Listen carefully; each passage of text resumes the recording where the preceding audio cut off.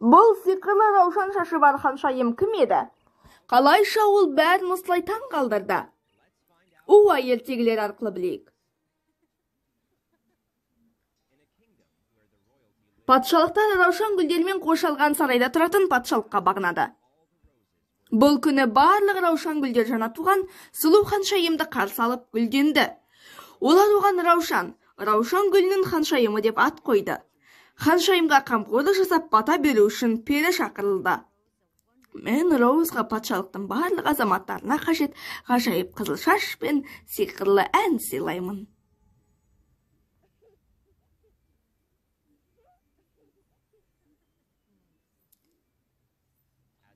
Жылдар жылжып Роуз өсіп әдемілене түсті. Перінің сөзіне сай, Роуздың дауысы әдемі еді.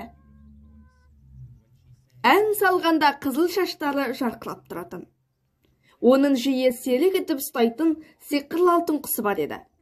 Күн сайын кешке Роуз балконға шығып күтіп тұрса, алтын құс оның иығына келіп отырады. Олар бірге ән айтты.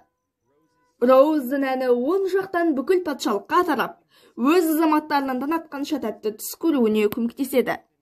Бұл әр түнде қайталанып, патшалық халқы риза болды. Ұйқының сапасына кепілдік берілгендіктен, адамдардың рухы мен физикалық күші жақсарды. Сондықтан жұмыс өнімділігі артты. Роуз ханшайымның ән айтуы келмеді. Дұрыс, оның арқасында біз гүлденіп жатырмыз. Бір күні бір қарамыстан Роуздың соңынан еріп, оның сырын біліп алды. Сонымен ханшайымның дауысының сыры шашында ма? Бұл желкенішті. Мен өзімнің қара күшімді адамдардың қорқынышты түстерінен алдым.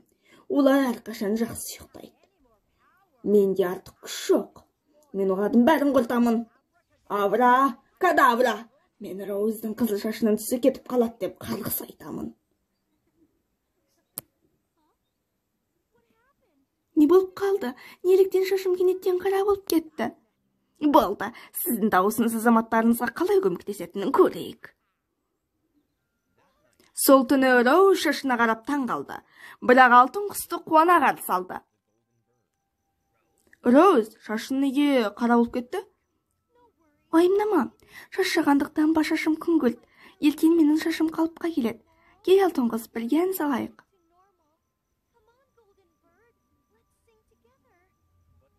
Бірақ күтпеген жерден Роуздың бесі жыры бүкіл патшалыққа тараған кезде адамдар сол түні қорқынышты түстерді ғана көрді. Кеше түнде қорқынышты түстен ұйықтай алмадым. Бұл өте қорқынышты. Мен де қорқыныштар түстер бәрімізге әсер етіп жатқан сияқты.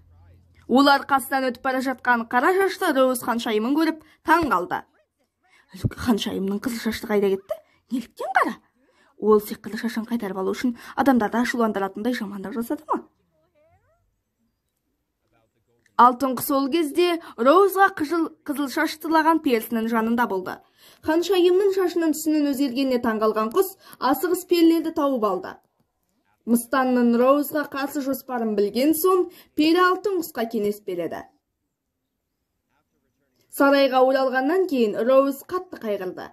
Бірақ әлі де алтын құстың пайда болуын күтті. Алтын құс, менің шашым енді ғажайып емес.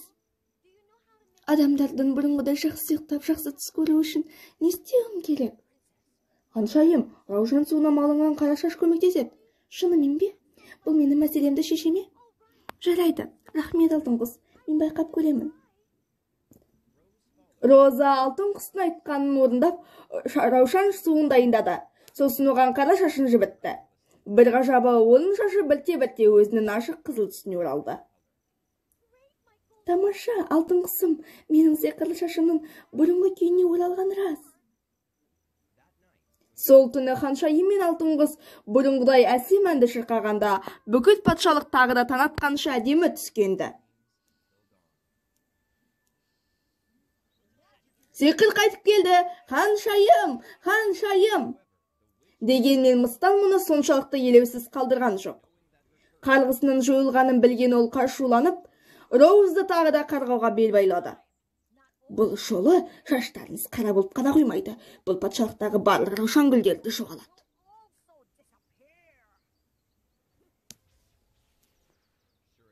Әрине, барлық раушан бақтары келеттен жоғалып кетті.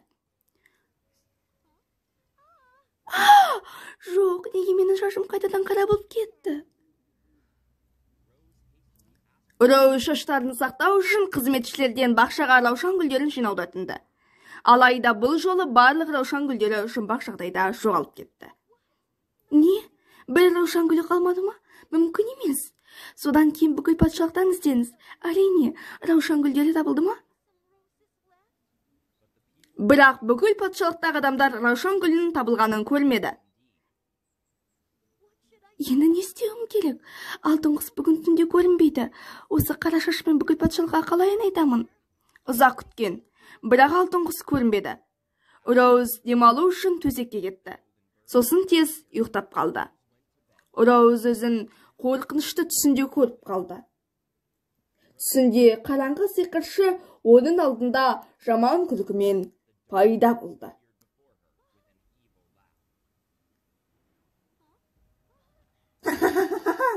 Сен кімсің? Мен түнгі мыстанмын. Қорқынышты түсерден қара энергия алып күшейгенмін. Сен менің күшіме қауіп төндіретін адамсың. Сондықтан сенің жаның осы түнде тұтқынға алынуы керек.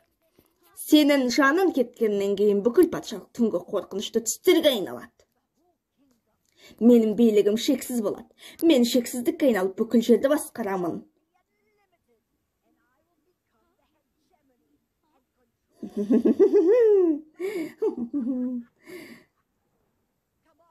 Келіндер, мойынсыңдар, сен маған қарсы тұра алмайсың. Жоқ, бұлай істеме. Біреу бар ма? Өтінемін, маған көмектесіңіз. Сол кезде әлемде әлгі сиқырлы алтын құс пайда болып, қызыл түсті шашталдарын көтеріп ханшайымның бөлмесіне ұшып келді. Бірге жүрген алтын құс Роуз ханшайымның шашы түскенін байқап, әр тал жібін мұқият жинап алып, қайта әкелген екен. Түскен шашлар бақсының қарғысына ұшырамайды, сондықтан олардың түсі жоғалмаған. Раушан ханшайымның түнде көзінен жасап жатқанын көрген алтын құс көз жасына Роуздың қызыл шашының бірнеше талын тастады. Сиқыр пайда болып, қызыл шаштары жарқырап, әдемі раушан гүлдеріне айналды.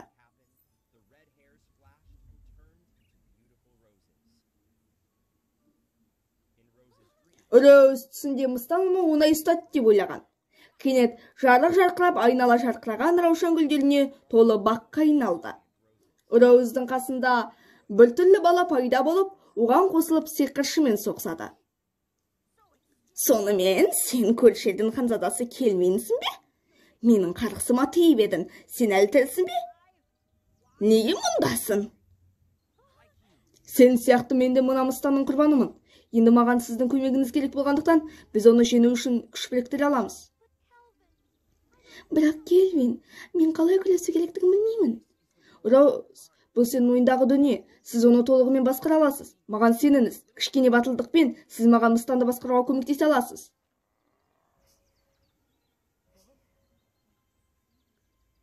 Қарғысты жою үшін мені жеңгің келе ме? Бұл оңай емес. Мен бұл жерден кетемін. Сен маған не істей аласың? Жоқ, сіз бұл жерден оңай кете алмайсыз. Мен бұйрамын, менің түс әлемімді құптаңыз. Жоқ, олай болуы мүмкін емес. Мен енді шыға алмаймын. Жарайсың, Роуз, сіз жасадыңыз. Өзіне деген сенімділік артқан Роуз мыстанның жанын сиқырлап, әдемі дауысын көтеріп шабуыл жасады. Менің басым ауырып тұр. Ән айтпа, енді ән салма. Мүмкіндікті пайдаланып ханзада Келвин шешуші соққы беру үшін алға ұмтылды. Ол мыстанның жанын женіп, оның мүлдем жоғалып кетуіне себеп болды. Роуз түсіне оянғанда, олар бір-біріне қуана жүгірді. Ол жанында отырған ханзада Келвинді көріп таң қалды. Мыстанның қарғысынан мен алтын құсқа айналдым. Қайта адам болу үшін мен оны тауып жоюым керек еді. Осыдан кейін мен сені кездестіріп жақын араласып кеттік. Бақытымызға орай пері бәйбішенің арқасында мен бақсының сізге қарсы қастандық жасап жатқанын түсіндім. Содан мен сені құтқаруға келдім. Біз оның жанын сенің түсінде ғана жеңдік. Осылайша мен қайтадан адам болдым.